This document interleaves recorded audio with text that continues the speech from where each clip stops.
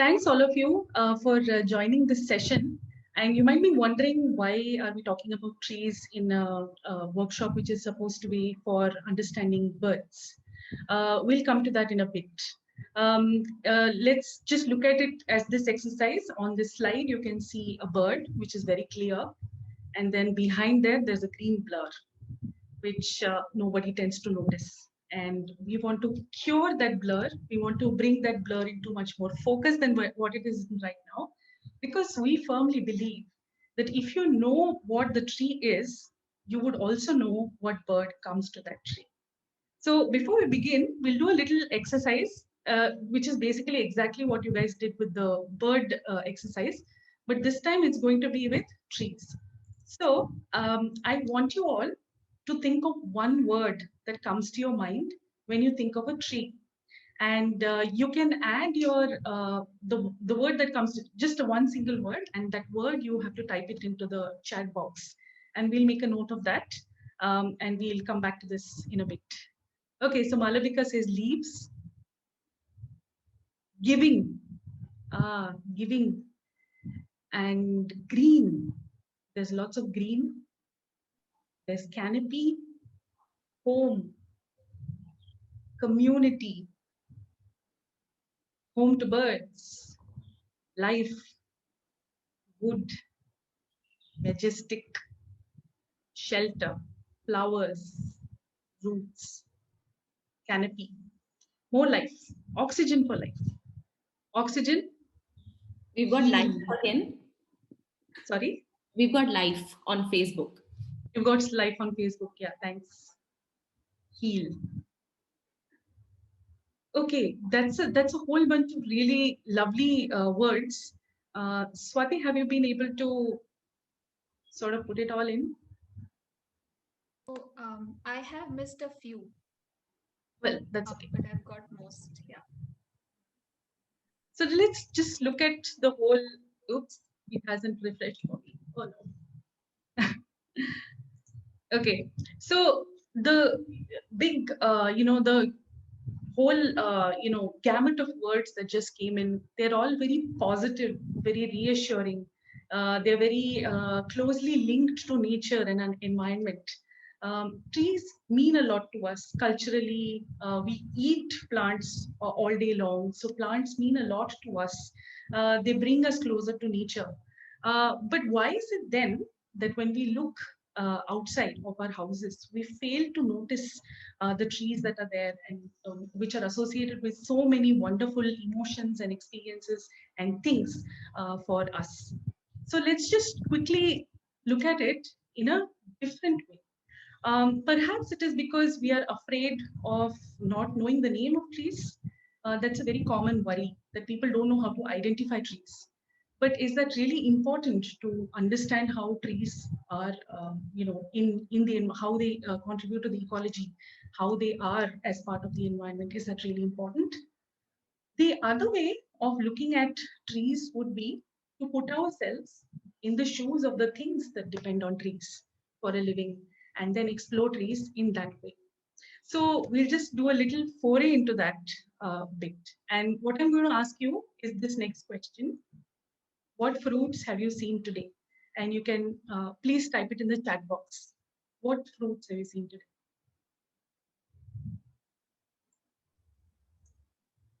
Mango, banana, mango. Well, it's mango season. Jackfruit, jamun, peach, apricot. Banana, mango, muskmelon. Oh, there's a huge basket of summer fruits over there. Cherries, banana, passion fruit, jamun, papaya, lychee. All wonderful, lovely summer fruits. Somebody said figs. Thanks, Sandaling Shonali, for that. And okay, thanks. Thank you all so much. So from this list of fruits, we know that when we think of fruits, we think as mammals. Mammals have a particular liking for a particular type of fruit. We like very nicely, richly scented fruits, which are sweet, which are pulpy, which are juicy, and which have as small a seed as possible. And the only exception I think we make is for mango. But everything else, we want less seeds. And in the process of eating fruits, maybe we forget that the tree has made the fruit for a purpose. The fruit is basically to entice a dispersal vector, such as mammals, birds, other things that like eating these juicy things, and to, in the process of getting eaten, getting dispersed, either through their poop or being physically removed from the mother tree to a different location where maybe there's more light, there's more water, there's more other kinds of things that are good for a seedling to grow, and that's how the new seedling grows. So these the fruits that we eat have been sort of cajoled into producing lots more sweet and lots more juice in comparison to what you might find in the wild. So for a minute, let's stop thinking as mammals and let's think of fruits as birds. Supposing you were a bird, what type of a fruit would you like to eat? If somebody has any answers, you can type it in the chat box. What type of a fruit would you eat? Malavika says figs. Jackfruit, nutty fruits, berries, papaya, neem, grapes. Right. So one thing, if you were a bird, the one thing you might want to keep in mind is what would fit into your beak, right? The size of your beak may determine what type of fruit you can eat. The other thing you might want to think of, just like humans, is how much nutritional value is this fruit giving to you. So as a bird, you might want to eat a particular type of fruit. And in the world, many birds eat a certain type of fruit. These fruits are usually small in size, they're usually sweet, they're usually slimy, and they usually have colors ranging between white to yellow-green to orange to red to purple and black. So there's a whole range of fruit colors also that birds eat. And the cool thing about fruits and the connection to trees is that you can also easily identify a tree based on what type of fruits it has. One of the trees that matches pretty much all expectations that birds have from fruits is, like Malavika has been repeating, figs. So figs are actually a very large group of plants. It's a very specious group of plants. There are many, many species across the world and many species across India. And they are found in a variety of habitats, ranging from the rainforest to the dry forest to scrublands to nearly semi-arid kind of regions. And figs everywhere are known to be keystone species. And keystone species are species that are so pivotal to the ecosystem and the environment that the removal of the species from that region can cause ecological catastrophe there. So figs are a great focal point for many types of ecosystems. And if you think that you need to go very far to see a fig tree, that's not right, because two of the most common type of figs that you see anywhere in India, in urban areas and rural areas, as long as it's a plain area, not on top of a mountain, is the banyan tree and the peepal tree. Banyan trees are characterized by roundish, leathery leaves and largish, bright red fruits.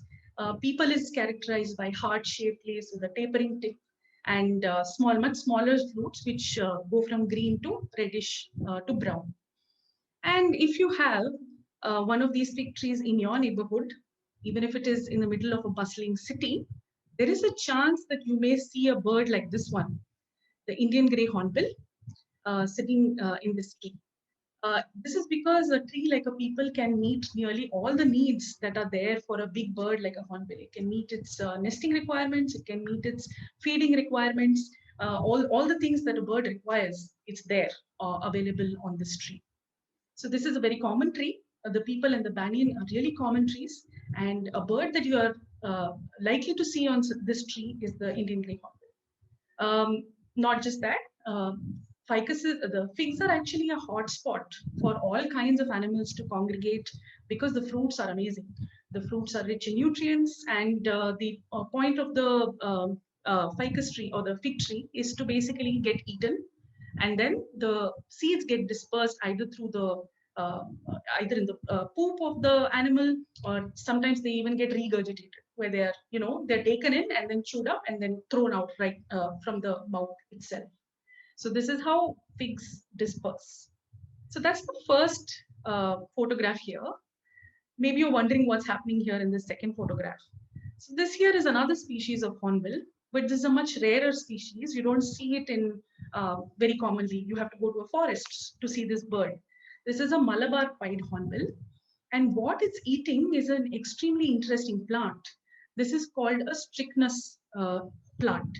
And the strychnus is actually the root for the word strychnine, which is a very highly toxic compound. It's a poisonous compound for all kinds of vertebrates. So this particular bird is able to eat the fruit of this particular plant, the seeds of which are laced with strychnine, laced with toxic poison. So what the bird does is basically it takes in the fruit whole, just manages to scrape off all the pulp in the digestive tract and poop out the seeds in some other location. So this is how in the forest, hornbills are helping disperse the seeds of plants such as the strychnus. You may recall that Garima also mentioned this during her brief introduction. Going forward, fruits can, there are some really large fruits, which if you look, you can immediately recognize the tree from that. And one of the fruits that came up multiple times in the chat is the jackfruit. And you can easily recognize the jackfruit tree when it's fruiting, right? And the cool thing is that jackfruits and figs belong to the same family, they're cousins, these two plants. And one way of recognizing plants of this family or this group of plants is if you were to cut a little branch of this tree, you will see white sap oozing out. So white sap, sap is usually white when it's packed full of all kinds of chemicals that the plant puts in there to prevent getting eaten. And so the white sap indicates highly toxic kind of sap. So that's why you get allergic reactions when you touch white sap. So it's interesting that a fruit as big as the jackfruit, a tree that produces a fruit as big as the jackfruit is actually related to another tree, which produces really tiny little fruits like the fig.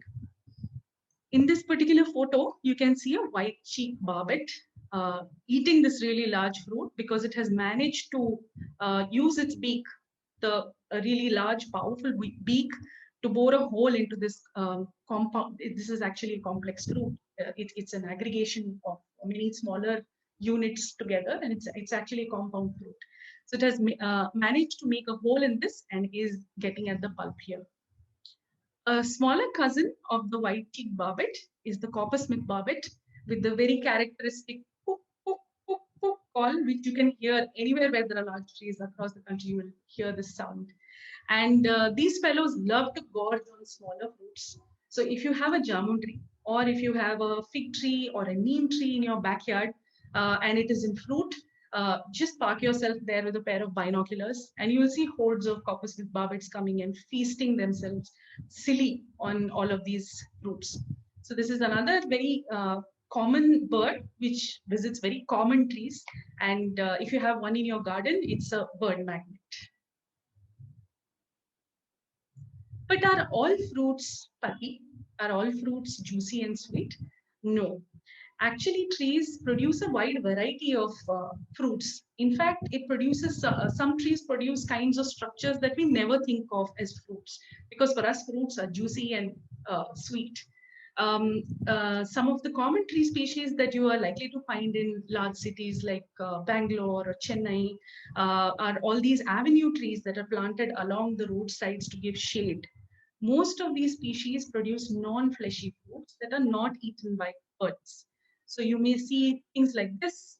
These are capsules that break open to release seeds, and these seeds don't need an animal vector to carry them far. They can just travel on the wind, or they drop into water and are carried by water to different places. You may have seen the Sirish tree, which has these hordes of like stark white pods when they are ripe. You may have seen the Bohemia trees, and the Gulmohar, of course, is the most ubiquitous and common trees in our cities. And it has this, this very large pod which turns brown when it's ripe, and it ruptures to release very beautiful symmetric seeds. Another common species that you might see in your backyard is the scholar's tree or the devil's tree, which has really fragrant flowers, and its fruits have these seeds which are full of fluffy cotton and which disperse again in the wind. So if you can look at a tree when it is fruiting, you can also very well identify what tree it is and maybe even predict what bird comes to that. Are there other features of trees that we can look at to know them better? I'm now going to hand over the mic to Swati and she'll cover the rest of this. Over to you, Swati. Thank you, Geeta. Hi, everyone. I'll continue from here. So I hope everyone can hear me. Okay. So now let's move to another part of a tree. Let's look at flowers. So tell us in chat box if you've seen any flowers today. Hibiscus,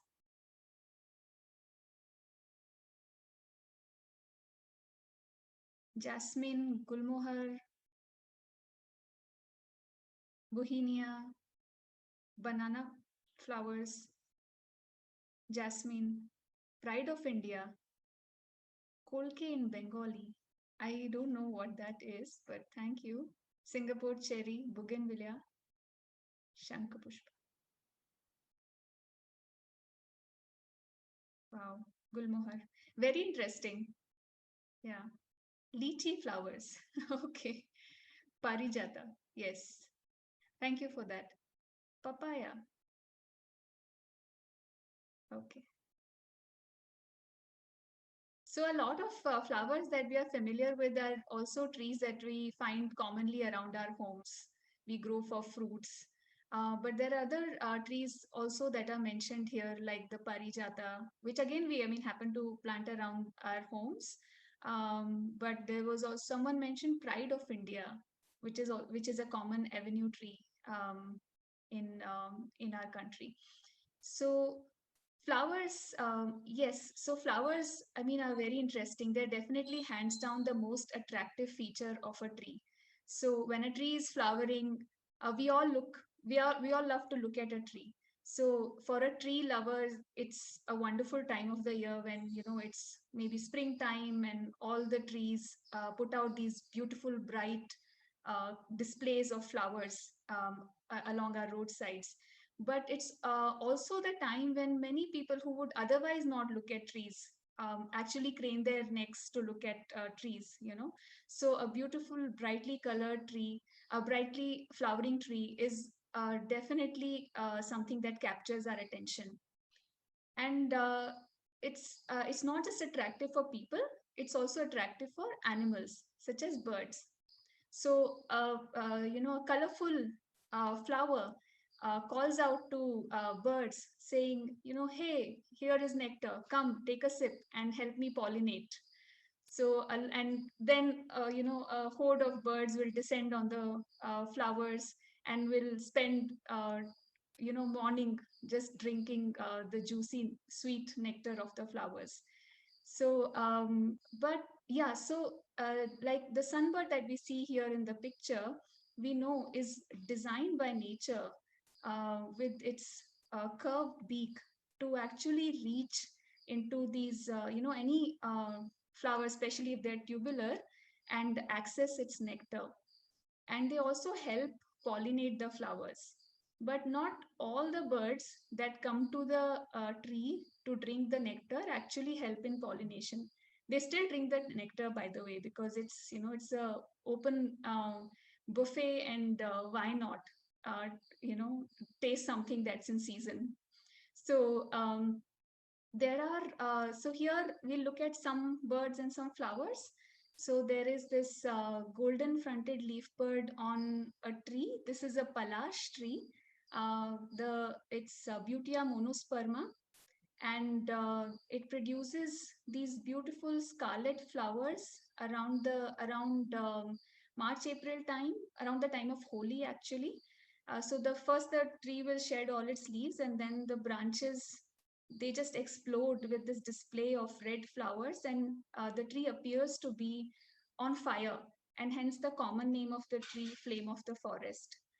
Um, This is a very iconic species, and I'm sure many of you would have already seen this tree, especially found in the drier regions of the country. The next tree is the jacaranda, which produces these lilac colored flowers. And it flowers around March time. It's a common avenue species. It's exotic, but it's again another common tree that you will find in our cities. And when the tree is flowering, you can always find sunbirds flitting around these trees, especially the purple sunbirds. Now, purple sunbird, as I just mentioned, I mean, these birds are mainly nectar eaters, and they also help pollinate. But people have observed that when they are on jacaranda flowers, they often puncture the base of the flower. They make a hole at the base and directly access the nectar without actually pollinating the flower. So next time when you're looking at sunbirds and you happen to be seeing them on a jacaranda tree, just notice what the sunbirds are doing. Next slide, please. Yeah, thank you. So this next tree that we will look at is another iconic species, the Bombax ceiba, or the red silk cotton. This tree is a large tree which again produces these very bright, showy flowers. And when the tree is in full bloom, all kinds of birds come to the tree. In fact, it's the best place. If you're a bird watcher, it's among the best places you can go to watch birds. And so the tree will attract not just species that are nectarivores or mainly nectar eaters, but other species like drongos or mynas that mainly actually eat insects, but they will drink the nectar, hang around, and wait for insects to be flushed due to all the flurry of bird activity that is going around in the tree. Another very interesting species is the Indian coral tree, which produces these again very bright orange red flowers.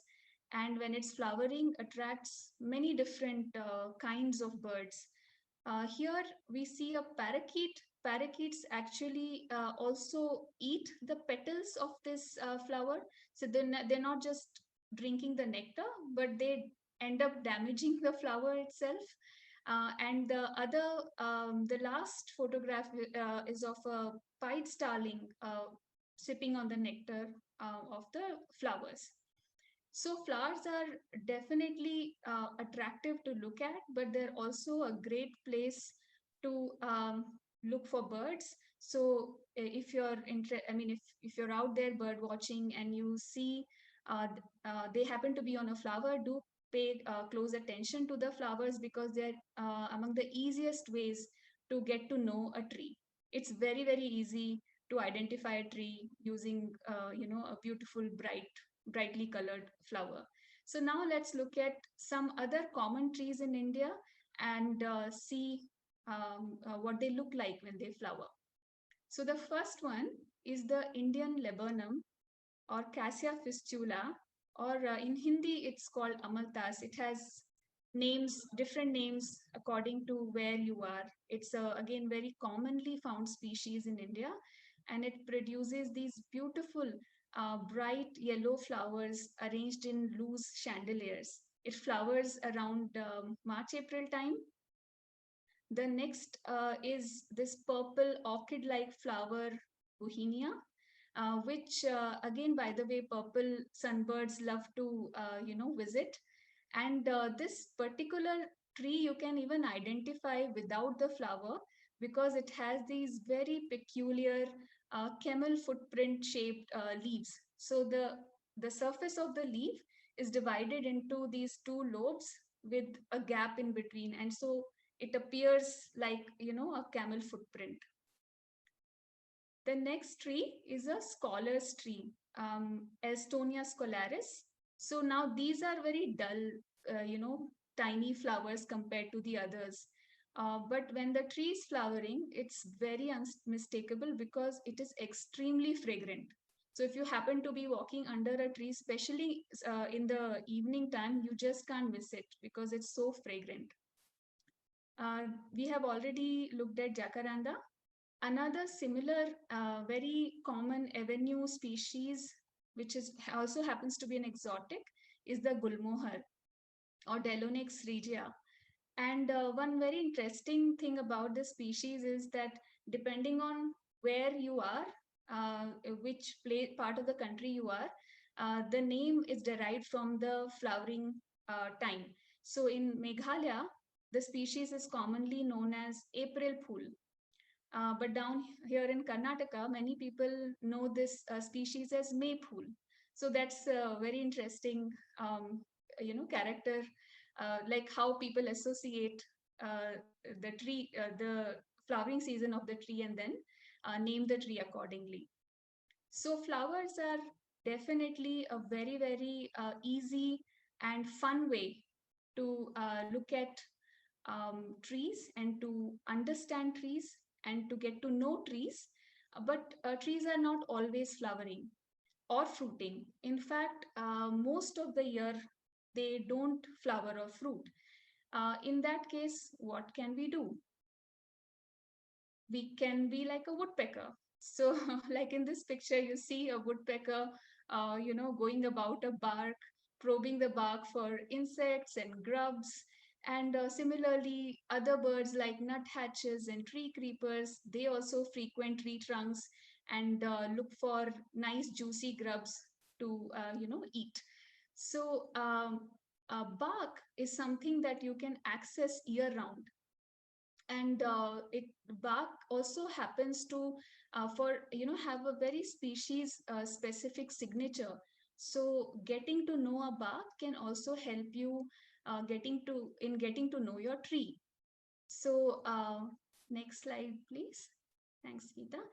So if you notice, you might find that you might find a bark which is peeling, or it might be textured. It might have spines, or a structure called lenticels, which are actually pores that happen to be on the tree trunk. Uh, and uh, and you can even notice the color of the bark. So let's just look at a couple of these. The red silk cotton, we saw the flowers of this species earlier. They're very bright and red and big. Let's say the tree is not flowering. At that time, these large spines that cover the entire trunk of the tree will unmistakably give it away. There's no way you can miss this tree if you know that it has this kind of a spiny bark. Another very interesting bark pattern is the crocodile bark of the Indian laurel, or the Terminalia tomentosa. Uh, so do pay attention to the bark, and you will notice that even for common species like neem or mango, trees that amla, trees that you're very familiar with, they happen to have a very specific bark signature. So we've looked at tree parts. How about the rest of the tree? Well, the birds use tree as habitat. So we often find birds nesting in trees, making home, and there's a wonderful association between birds and what trees they use. So if you're looking at storks, let's say, they create these large nests that have to be structurally supported on top of a tree crown. So you would, they'll need those kind of trees that can help with that. Other birds like the owlet we see in this picture, or the barbets, or woodpeckers, hornbills, they're cavity nesting birds. And they need specific kinds of trees where these cavities are either naturally available or they can be created easily. So the trees have to be of a certain kind, they have to be of a certain age, and so on. So if you're looking at nesting birds, you have enough time to pay attention to a tree and get to know a tree better. So next time you're out there birding, do pay close attention to your tree, where the bird is sitting, what the bird is doing in that tree. Because if you get to know a tree more, if you actually get to know the tree, you will get to know your birds better, and you'll understand why they do what they do. You'll understand their behavior much more. So with that, we come to the end of today's talk. Okay, so Yeah, thanks so much. We'll stop the session here. I'm stopping my screen share. yeah. Thanks everyone. Thanks Thanks for everyone, attending. yeah, for attending and listening.